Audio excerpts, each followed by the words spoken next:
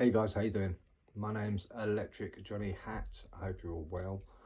Um, yeah, it's Monday today, the 24th. Um, yeah, time is, what's the time? Second. It's 2:15 in the afternoon. Hope you're well. Still in another location at the moment. Going back to London on Wednesday, back in London on Wednesday, which I can't wait, to be honest with you. I've shied away from central London for for quite a while now, before Christmas. But you know, I'm a talker. I always tell the truth. I'm a talker. I always tell the truth anyway. You know, but it's like central London's just, it's turning so bad, man. I just don't recognise it anymore. People might look at that of you know, whatever reason, you know, but you know, the reality of it is it's being taken over. It has. Central London's now like other nationalities. I mean, I couldn't say, look, I'm always a big believer in that. If people need to come to this country, it's absolutely fine. If it helps, you know, if you can get a better life over here, and this goes for America as well, people going into America from other countries to get a better life, you know, I'm all for it. You know, I was born in the 70s, so I was around Sikhs. I grew up with Sikhs. You know, we've talked about this many times before. I absolutely love Sikhs, I really do, because they was amongst me in the 70s, amongst us British in the 70s. So I always love Sikhs. You don't see many of them around here, even in central London. You don't see many Sikhs around. You just don't. You know, proper Sikhs wearing turbans. You don't see a lot of them. But you know, I've done talks on here before about that, about how much you know, my love for Sikh people, you know, Sikh community. And recently the Arab community as well. I love the Arab community because I spent 3 years around the Arabic community. But so yeah, my point is, you know, I'm always a big believer in, if people need to come into this country to get a better life, or go to America, Paris, wherever, to get a better life, then it's all good. But it's flooded. It's absolutely flooded. It really is. And I don't recognise my country anymore. Or shall I say, you know, because I've lived in central London for 20 years. You know, I'm trying to be diplomatic about this because, you know, I love all nations, all nationalities. I really do. I'm not a racist or anything like that. I've always loved people. You know, I say my love for Sikhs. I love Sikhs. I always said, you know, if I ever got married, a bit late now, 54, but you know, still, it may happen, you know.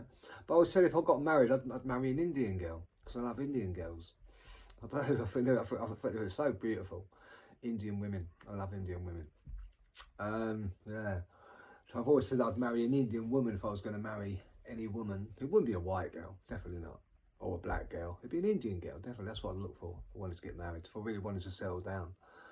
But at the moment, I just float around, you know, different girls and that. I've actually been staying with a couple of girlfriends recently, you know, until I get back to London. Because like I say, I've been trying to shy away from central London since Christmas, before Christmas. You know, I've been away from it. I'm just sick of it.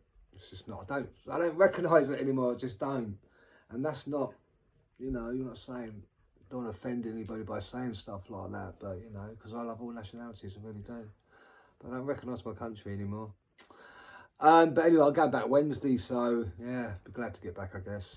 Get back to normality, that side. Got shitloads of things to do, catch up on and stuff, you know. So yeah, be going back.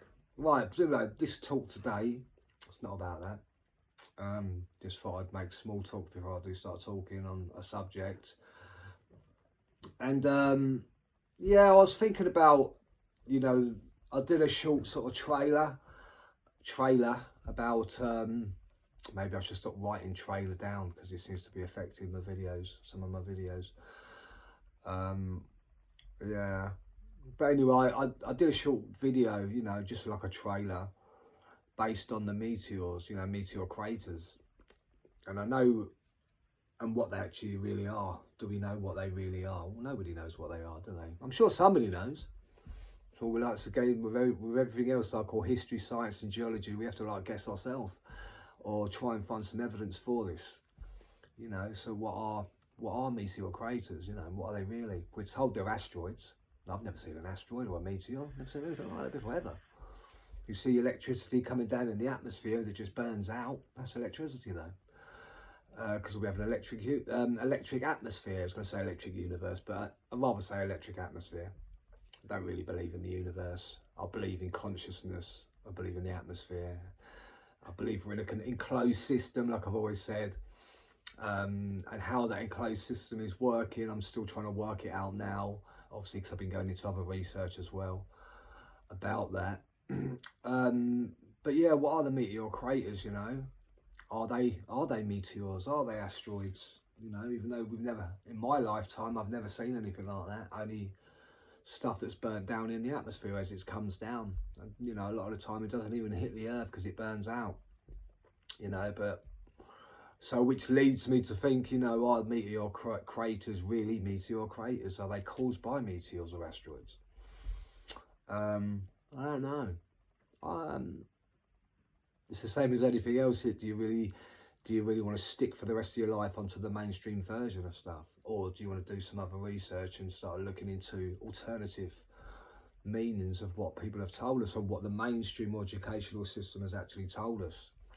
You know, meteor craters. What do you sort of think? Do you think they are? I don't think they're meteor craters. I think there's something else. They could either be implosions from something that's going on under the ground, some kind of civilization that's, you know, living under the ground, in the hollow earth, so to speak, because we hear so much about that, especially with, you know, back in the Hitler times in the 40s and that, 30s and 40s, when, you know, they knew a lot. I do want to do a talk about Hitler and you know, the Foo Fighters again. I want to get back into that because I did do a talk last year about that, which I looked over, and I see other people that picked up on my information and they've ran with it last year and they continue to run with it, and they've come up with some great information now.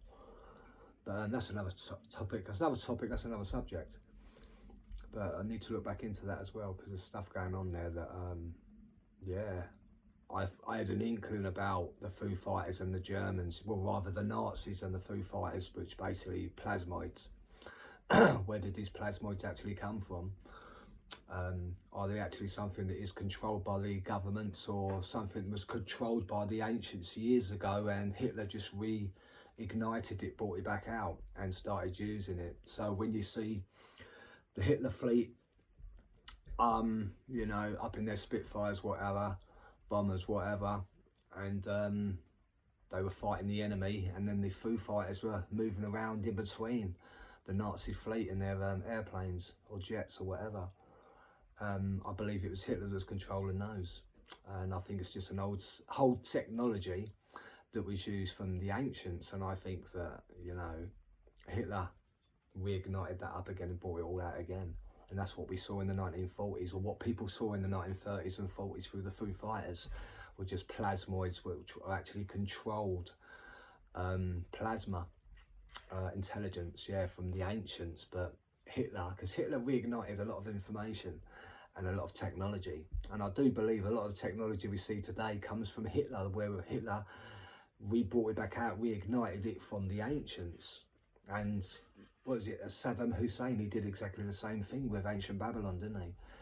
He reignited, redug up all the ancient technology from ancient Babylon and actually used it, and then all that stuff, the Iraq war started with Bush, and then they wanted to, you know, rampage the Baghdad Museum to get hold of this technology, and that's exactly what Bush did. He got the technology, took it and stole it and took it away. Kidnapped Saddam Hussein, kidnapped him and then executed him, and then stole all his knowledge. Well, before sort of terrorised him, probably waterboarded him, whatever they do in them sort of things, you know, and found out where all the ancient technology was, and it was, you know, it was allegedly underneath the Baghdad Museum, which George Bush went and took. The American troops took it back to wherever it was, a secret location somewhere, who knows where. Yeah, maybe it was taken back to Hitler. Who knows, eh? No one knows. Wild accusations, wild assumptions. But anyway, so going back, just wanted to mention that, give everyone a little taste. But yeah, I see that when I brought out that information about the plasmoids, and I believe that it was Hitler, actually Hitler Nazi fleet, Hitler and his Nazi fleet that were taking control of the ancient technology of plasmoids, and the plasmoids that we even see today are just controlled by military. Yeah. Yeah, maybe we should all look into that. But I talked about that last year, and a load of other people jumped into that, and I've been watching them. And they've done very well with the information that I pulled out, and they've carried on with that information. So yeah, well done to you lot for picking up. See, I talk about some good stuff sometimes, and people use that information and they run with that information. I give people information and clues and, you know, some knowledge so they can I'll give them a subject so they can go and look into, you know. But anyway, back to, because we're talking about meteor craters today. But you know me, I just can't stop talking about things. I talk too much, I really do. But anyway, a calm one today, because we're back to science and history and geology. I'm back into that stuff. All the other stuff that I do is completely separate from this. You see a different side of Johnny, a different personality. Laugh out loud. But no, I mean, look, you know, seriously, what are they? I put the trailer out for a reason about meteor craters, and were they really the products of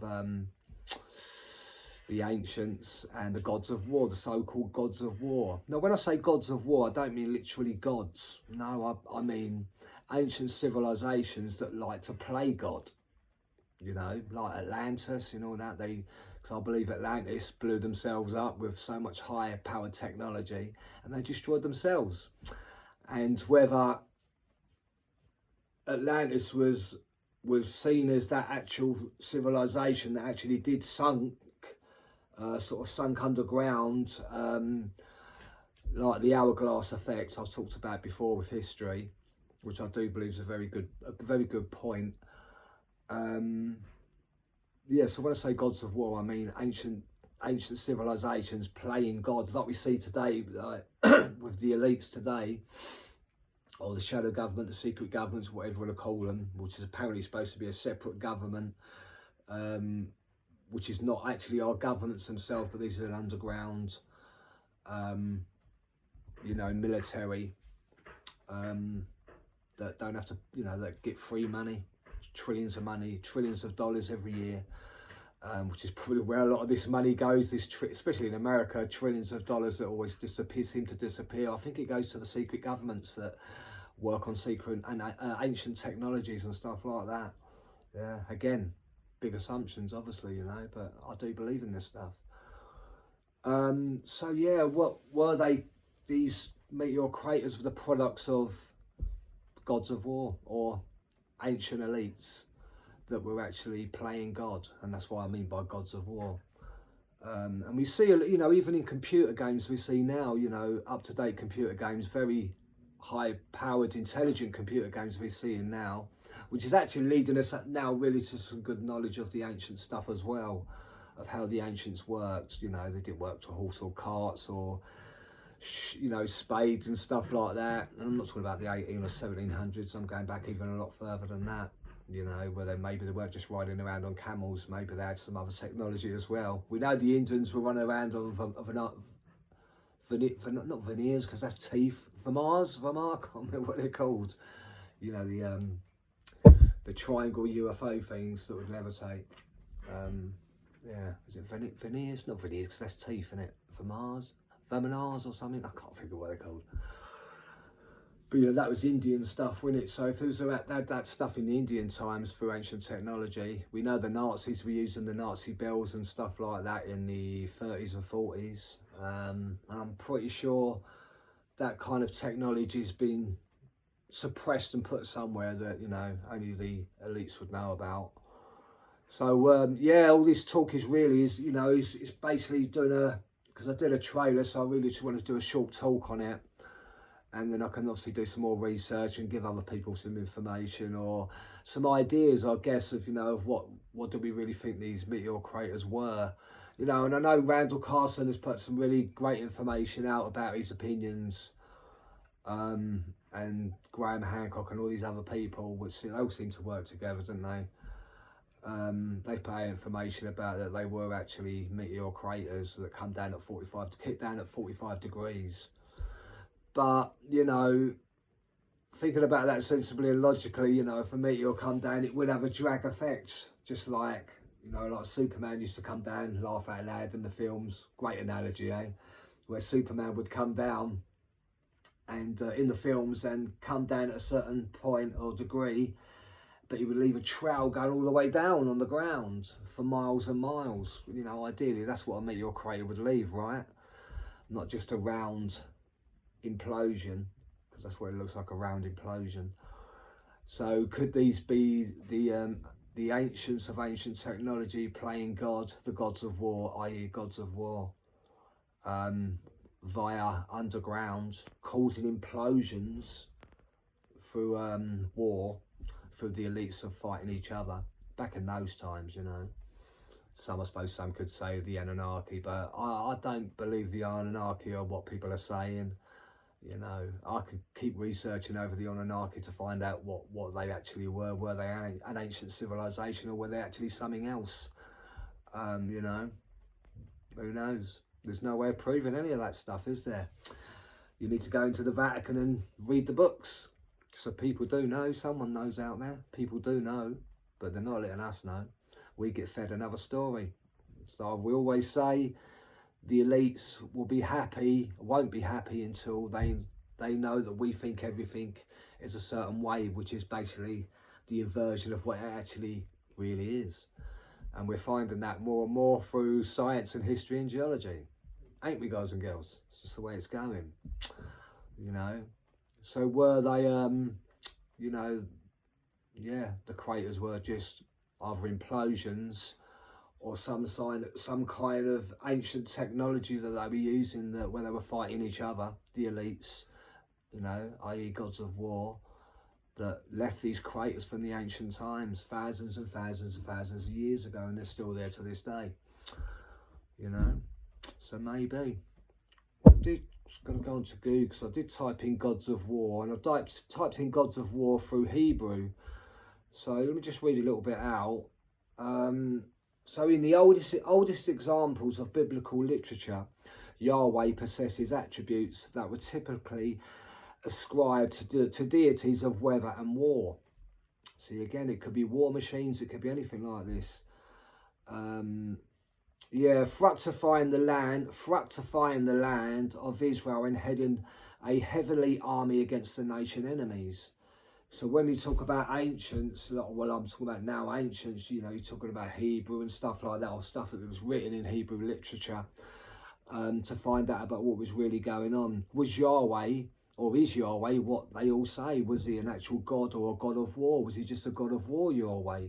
He might not have been this main god that everybody talk about. Yahweh could just be a god of war. I've typed in gods of war through Hebrew, and it comes up with Yahweh as well. Do you know what I mean? So Yahweh was an ancient Levantine deity worshipped in Israel and Judah as a primary deity of polytheistic religion of Yahwehism. Excuse my reading as always. Yeah, though no consensus exists regarding deities' origins, scholars generally contend that is associated with Sur, Edom, Paran and Teman, and later with Canaan.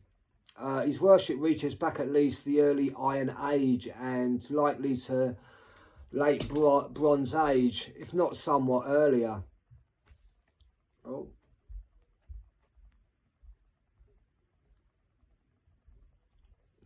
You know, if you look at over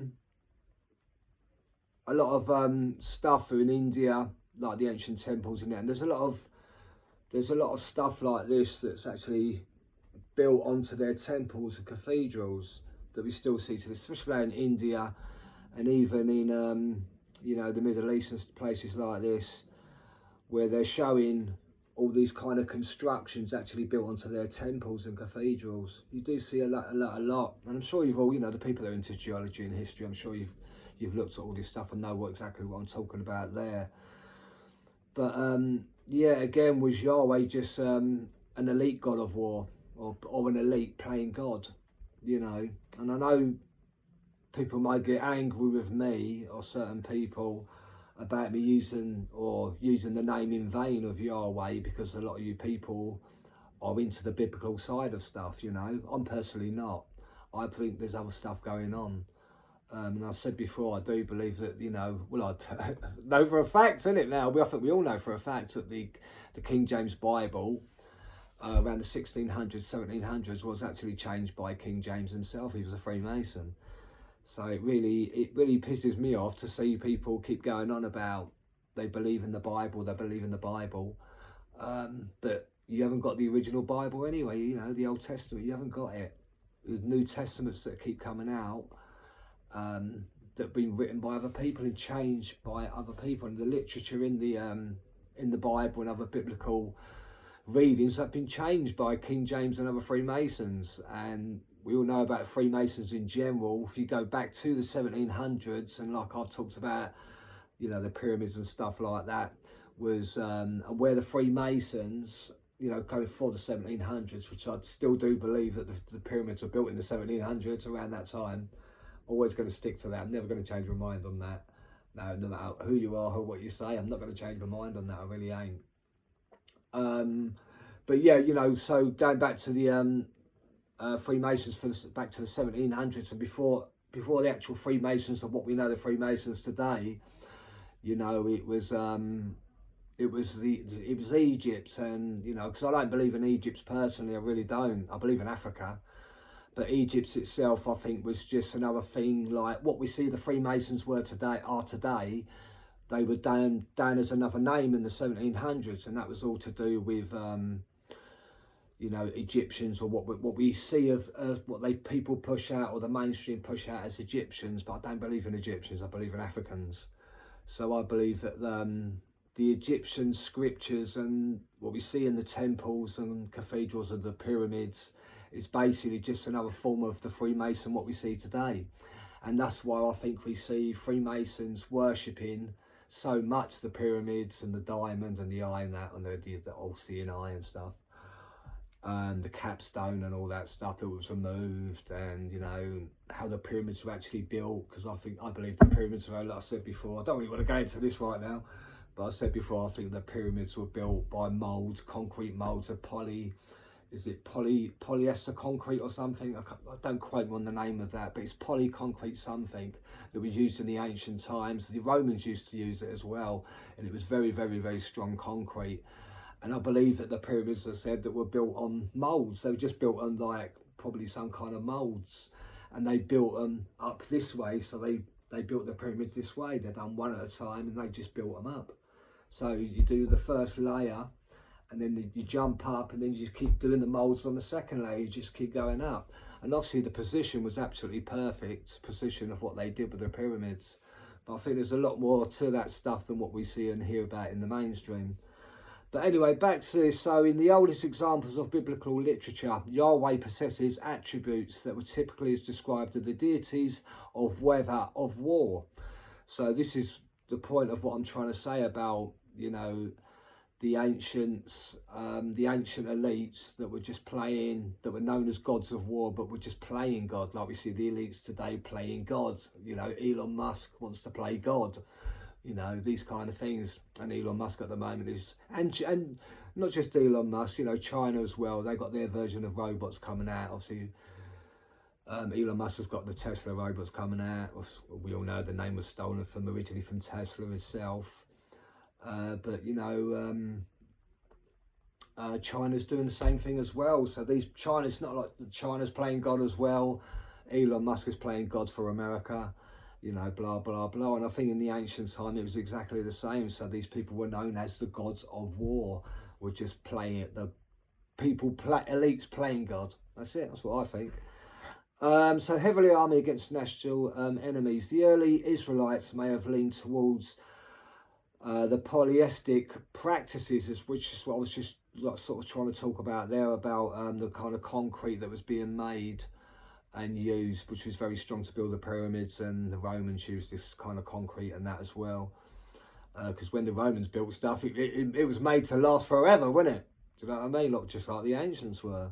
So ancient Semitic religion, as their worship, apparently included a variety of Canaanite gods and goddesses. such as El. But El, you know, El doesn't just mean multiples or multiple gods. El stands for electricity as well. So El, Asura, and Baal. In later centuries, El and Yahweh became conflated, and El linked Ephites such as El Sadi came to apply to Yahweh alone. Some scholars believe that El and Yahweh were always conflated characteristics of other deities such as Ashura and Baal, were also selectively absorbed in conceptions of Yahweh. Over time, the existence of other deities are denied outright, and Yahweh was proclaimed the creator deity.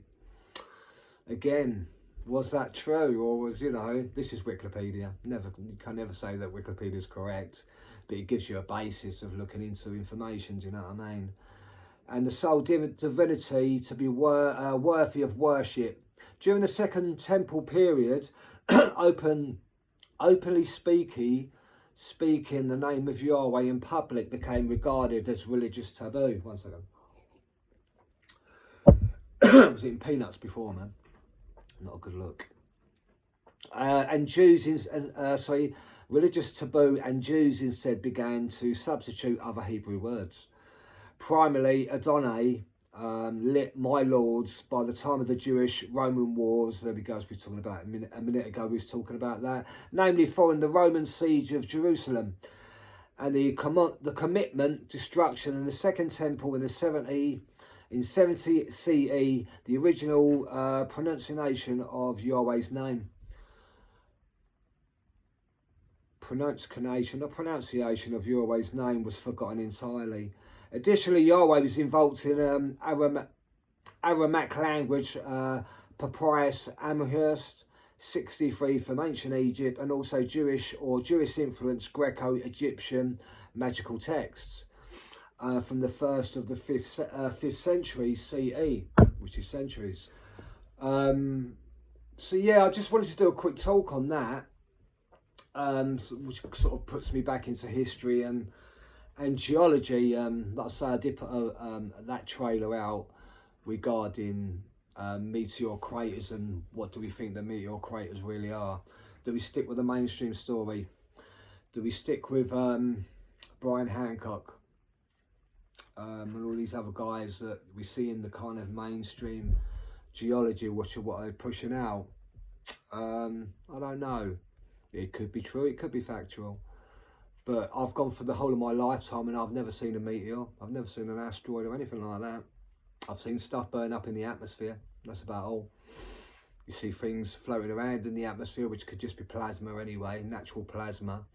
But we have to remember, like I sort of jumped in at the start of this talk and I started talking about plasmoids and that as well, that I do believe, which all kind of interlinks with this. Is probably why I mentioned it anyway, where plasmoids, I think, were an ancient technology, and the Nazi fleet used the plasmoids that we hear about, the stories, the history that we hear about of the Foo Fighters that were up there amongst the Nazi fleet that were fighting the other enemy. But I believe that they were using the Foo Fighters, these Foo Fighters, which were plasmoids,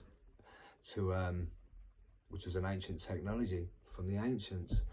But that smart ass that everybody loves to hate, but we have to remember them. As much as we hated Hitler, and me personally, he was an evil man, but he was a fucking intelligent guy. Can't take that away. He was an intelligent guy, and he was into some dark magic. He's into some dark stuff, and he's into some dark technology as well.